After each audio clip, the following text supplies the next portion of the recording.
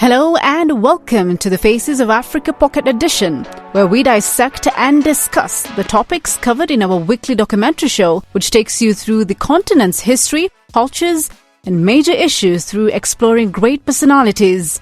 This week on Faces of Africa podcast, we are still talking about South Africa. We're focusing on Mandela. This is the part 2 of his documentary, and we still want to talk about now that he got that presidency, what happened during that time. My name is Fathiya Nur, and I'm here with Jeff Muthee. Hi Fathiya, how are you? Hi, I'm good. Well, good to have you back on the podcast. Thank you so much. I think we're going to have a very interesting topic. Most definitely. We were talking about still the South Africa democracy. Yep. But this week, of course, we still want to talk about finding Mandela. Mm-hmm. What did you find intriguing in this second part of the documentary? What I found intriguing was the way Mandela had this grandfather persona, right? Mm-hmm. You know, your grandfather makes you feel welcome, makes you feel warm, oozes wisdom. Yeah. Your grandfather will always have time for you. Your grandfather will always listen to you. I think Mandela had that effect on South Africa and the world at large. What I found intriguing actually in the documentary is the fact that he went to prison for 27 years. Right. Apartheid happened in South Africa. Mm-hmm. But he came back and he was preaching reconciliation. Yep. And he was saying, actually, if I can remember right, take your guns, knives, and pangas to the sea. Yes. That yes. was so interesting. Yeah.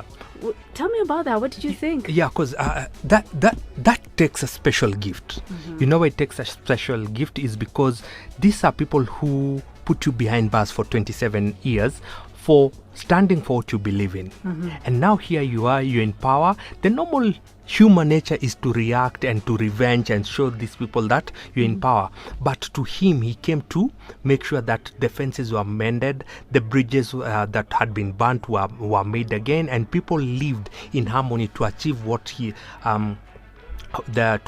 what they called the Rainbow Nation. Right. Yes. Exactly. Yes, he talked about the Rainbow Nation. Correct. And let's talk about him now as the first black president in Mm-hmm. South Africa. Even with those traits, all through the documentary, you hear the word conciliation.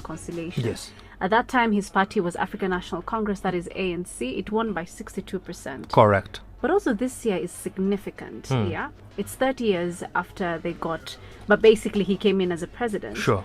But then now, ANC has lost its majority. Sure, Fathiya, it's a shocker that ANC has not even managed to garner 50% of the votes, from 62 to about plus or minus 40%. Right, yes. Yeah, so it's a shocker because I think there are very many factors that are at play here. Yeah. Some of them might be that there are two people who were in the ANC and who now have formed other parties, Mm-hmm. and maybe that ate into their votes and to their regions that used to strongly vote for ANC. Mm-hmm. For instance, Zuma, I think he's really had a good run in KwaZulu-Natal, and also Malema with his EFF. So those are some of the factors that have contributed to ANC not Mm-hmm. performing as well as when Mandela was alive. And of course, just to add on that, of course, we've seen what's also happening in terms of some of the issues affecting the country. Sure. And we talked about it in the previous podcast. Yeah.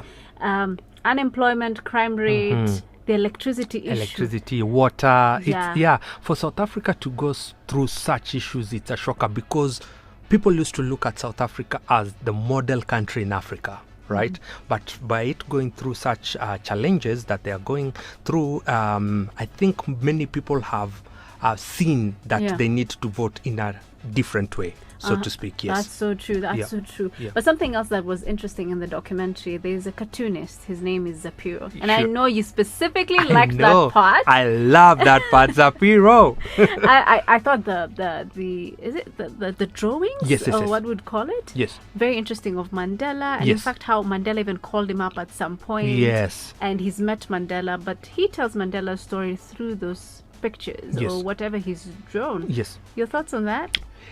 Why I loved that particular section of the documentary is because cartoonists make us laugh at ourselves. Mm-hmm. They are social commentators. They will pass a message through humor. But for Zapiro, what he did was the way he used to caricature Mandela was in a very likable manner. Yeah. Humorous but likable. I remember one cartoon that he drew Mandela in the documentary where Mandela is like a bridge connecting two different sides. Wow. You get Yeah. that level of creativity just to show that Mandela was the unifying factor of the South African nation. Yeah, but like you said, Madiba or Mandela. Yes. Is an icon. True. Not only in Africa, but globally we've seen that. Globally, yeah. Do you remember his 90th birthday? Yes. I think was Will Smith also Will there? Smith was there. Yeah. It was like a mega concert. There's a boy, his name is Gift in the documentary, and he's part of the Mandela Rhodes Scholarship. Yes. Basically, it's just a foundation that is sort of giving back to the community, specifically young people. Sure. But Jeff, if I could ask you, do you think the youth are equipped enough to become the next generation of leaders, especially in Africa? I highly doubt in Africa, because looking at the trends, apart from a country like Senegal that elected a really young person, relatively young person, every other leader that is elected in Africa is most likely old. Right. There's a phrase the older generation likes to use, which is the youth are leaders of tomorrow. When will this tomorrow come? Who are mentoring the young people?